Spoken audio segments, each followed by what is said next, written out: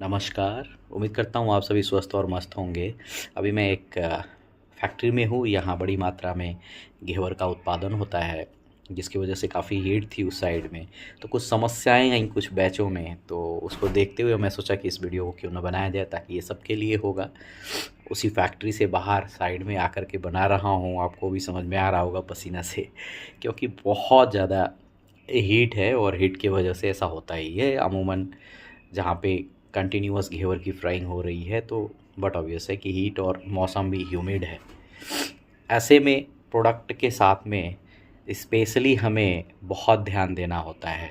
साधारण तरीके से घेवर का बेस जो हम स्टोर करते हैं, तो कुछ दिनों के बाद में हम पाते हैं कि उसमें एक अजीब सी ऑफ स्मेल आ जाती है, जो कि कुछ घी के पुरानापन का स्मेल जैसा लगता है। और दूसरा प्रॉब्लम आता है खट्टेपन का। खट्टेपन का प्रॉब्लम का दूसरा रीज़न है। और जो घी का स्मेल आता है, उसका जो महत्वपूर्ण रीज़न है, मतलब कह सकते हैं कि जो पॉसिबिलिटी है, संभावनाएं हैं, उन संभावनाओं को मैं परसेंटेज में उजागर करने के लिए ये छोटा सा वीडियो बना रहा हूँ। अंत तक बने रहिएगा। चैनल पे नए हैं तो सब्सक्राइब कर दीजिएगा। बैकग्राउंड पे ध्यान मत दीजिए, जो बोल रहा हूँ उसको सुनिए। हाँ, बैकग्राउंड में हनुमान जी हैं। ठीक है। देखिए, देसी घी में फ्राई किया हुआ घेवर अगर ऑफ स्मेल कर रहा है, तो मेरी जो ऑब्जर्वेशन है, क्योंकि मैं बहुत सालों से घेवर बनते हुए देख रहा हूँ, खुद पोरिंग भी की है, बनाई भी है, तो उसके मेकानिज़्म को समझता हूँ, प्रोडक्ट को अच्छे से जानता हूँ। उस प्रोडक्ट की स्पेसिफिकेशन, पर्टिकुलर मटेरियल का स्टैंडर्डाइजेशन, ये सब कुछ हमने किया हुआ है। कंप्लीट एसओपी हमने डेवलप की हुई है। तो मुझे पता है कि उसके पीछे का साइंस क्या है, कहाँ से प्रॉब्लम आ सकती है। तो बेटर सोल्यूशन आपको मिलेगा सिर्फ साई culinary सॉल्यूशन से ही। जी हाँ, आगे चलते हैं। देखिए, अगर प्रोडक्ट से ऑफ स्मेल आ रहा है, यानी घेवर के बेस से ऑफ स्मेल आ रहा है, तो अगर हम बात करें रूट कॉज एनालिसिस की, तो 50% जो संभावना है वो है देसी घी की प्रॉब्लम, जिसको हम फ्राइंग मीडियम में यूज कर रहे हैं। जैसे घी का रंग गहरा हो गया हो और आप यूज कर रहे हैं, और स्मोक जल्दी आ गया हो और आप यूज कर रहे हैं, झाग अधिक बना रहा है तब भी आप यूज कर रहे हैं, हर बैच में एक ही जैसी बदबू आ रही है और आप कंटिन्यू कर रहे हैं, ध्यान नहीं देते अपन, तो ये प्रॉब्लम आती है। ऐसे में घी का जो है टोटल पोलर कंपाउंड जो है वो बढ़ जाता है, जिसको टीपीसी बोलते हैं। और बार बार गर्म करने से क्या होता है, घी में ऑक्सीडेशन होता है, थर्मल डिग्रेडेशन भी होता है। हाँ, तो जले हुए बैटर के कण भी घी में बने रहते हैं, क्योंकि भाई बैटर की पोरिंग करती है, वो बैटर में वाटर कंटेंट है, वाटर वैसे ही घी के लिए दुश्मन है, ऑक्सीडाइज करता है। और चूँकि छोटे छोटे पार्टिकल्स जो हैं फ्राइंग के बाद में उसी में रह जाते हैं, वो बर्न हो जाते हैं। तो इसका समाधान क्या है, घी को हर बैच के बाद में फ़िल्टर करिए। कोई अच्छा करीब 25 माइक्रोन का फ़िल्टर ले लीजिए, जिसे घी को बार बार फ़िल्टर करें। 15 से 20% ताज़ा घी नियमित रूप से डालें उसमें। और ताज़ा घी डालते हैं, जानते हैं सबसे बड़ी प्रॉब्लम क्या है, ठंडा रहता है ताज़ा घी और ये बहुत हीट रहता है। एटलीस्ट वो 30 डिग्री सेल्सियस की टेम्परेचर पे हो, उसकी पोरिंग कीजिए। आप देखिएगा, इफ़ेक्ट आपको आएगा, नज़र आएगा। आपका घी जल्दी स्मोक नहीं पकड़ता है। ये पॉइंट बहुत ध्यान से सुनिएगा। मैंने क्या बोला, 30 डिग्री सेल्सियस एटलीस्ट जो फ्रेश घी मिला रहे हैं उसका टेम्परेचर हो, तब आप अगर पोरिंग करते हैं तो स्मोक पॉइंट आपकी ऊपर चली जाती है। और टीपीसी जैसे ही 24 से 25% से अधिक होने लगे, तो पूरे घी को चेंज कर दीजिए साहब, क्यों रखना उसको। और फ्रायर की अच्छे से सफाई कीजिए। तई की हम सफाई नहीं करते, हमने घी तो नया डाल दिया, मगर तई के किनारों में और जो सांचा होता है उन सब में फूड पार्टिकल्स लगे होते हैं प्रीवियस के, जो कि आगे चल के स्मेल का बहुत बड़ा रीज़न बनता है साहब। दूसरा सबसे बड़ा जो कारण होता है, जिसको मैं 20% मानता हूँ, अभी जो बताया वो 50% संभावना है, और 20% की जो संभावना है वो बाहर का रंग जल्दी गहरा होना, अंदर से सही फ्राई ना होना, जला हुआ सा गंध आता है। इसका इसका जानते हैं रूट कॉज क्या है। इसका कारण यही है कि 180 डिग्री सेल्सियस से ऊपर आपका तापमान चला गया है घी का, ठीक है। और तापमान या तो डेविएट कर रहा है, कभी ऊपर कभी नीचे। आपने टेम्परेचर कंट्रोलर या टेम्परेचर मीटर नहीं लगाया है, उसको आप ऑब्जॉर्व नहीं कर रहे, आप अपने कारीगर को, अपने आर्टिसन को एजुकेट नहीं कर रहे हैं, जिसकी वजह से ये प्रॉब्लम आ रही है।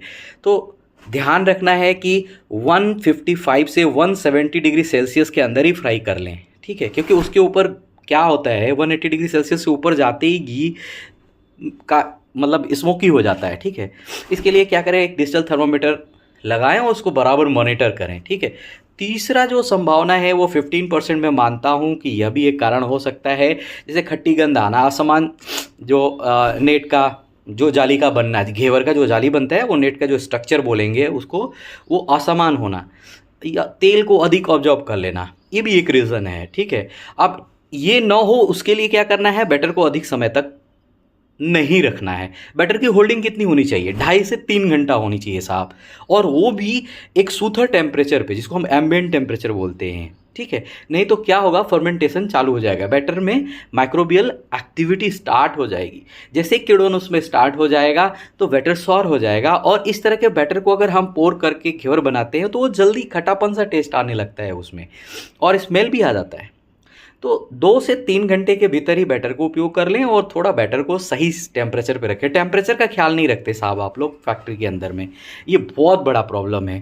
फैक्ट्री का जो प्रोडक्शन एरिया है ना, उसका टेम्परेचर साहब 25 डिग्री से ज़्यादा ना हो तो ज़्यादा बेटर प्रोडक्ट बनेंगे। अब पुराने बैटर को नए बैटर में मिलाने का ये प्रक्रिया भी चला आ रहा है पुराने समय से, नहीं करना भाई। पुराना बैटर लॉन्ग टाइम से रखा हुआ है, उसके अंदर में किण्वन हो चुकी, फर्मेंटेशन हो चुका है, उसमें नया बैटर मिला करके पूरा मटी मलिद कर देते हैं। चौथा जो कारण है जिसको मैं 10% मानता हूं, मॉइस्चर कंटामिनेशन जिसको बोलेंगे। बैटर या बर्तनों से पानी घी में चला जाता है, घी में हाइड्रोलिसिस शुरू हो जाती है। अब ये भी संभावना है साहब, हम इस पे ध्यान नहीं देते हैं, कहीं ना कहीं से पानी का पोरिंग हो जाना। तो जैसे घी में हाइड्रोलिसिस स्टार्ट हो जाएगा, बट ऑब्वियस है कि ऑर्गेनिक स्ट्रक्चर जो घी का है वो डेविएट हो जाएगा।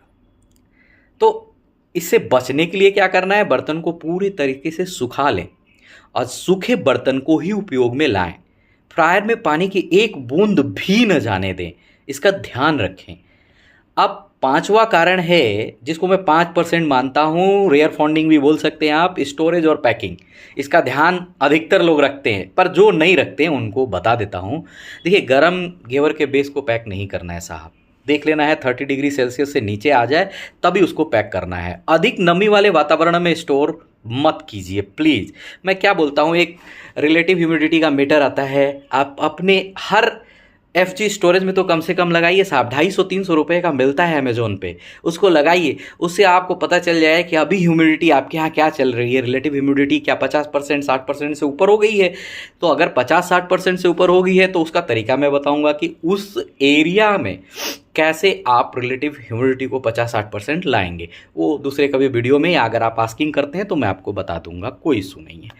एयर टाइट पैकेजिंग का उपयोग करें, ठीक है। रिलेटिव ह्यूमिडिटी का ध्यान रखें, 50 से 60% से ज़्यादा नहीं हो, यानी RH जो है रिलेटिव ह्यूमिडिटी 50 to 60% ही रखें साहब, ठीक है। और ये थोड़ा ह्यूमिड मौसम है और इसी में घेवर बनता भी है, प्रॉब्लम दोनों चीज़ें हैं, तो इसको बहुत ध्यान देना है। देखिए, जब भी आप फैक्ट्री में जाएं तो मैं कुछ चीज़ें बता देता हूं जिसको आपको चेक करना है, स्पेशली घेवर के केस में, क्योंकि घेवर का सीजन है तो घेवर की बात हो रही है।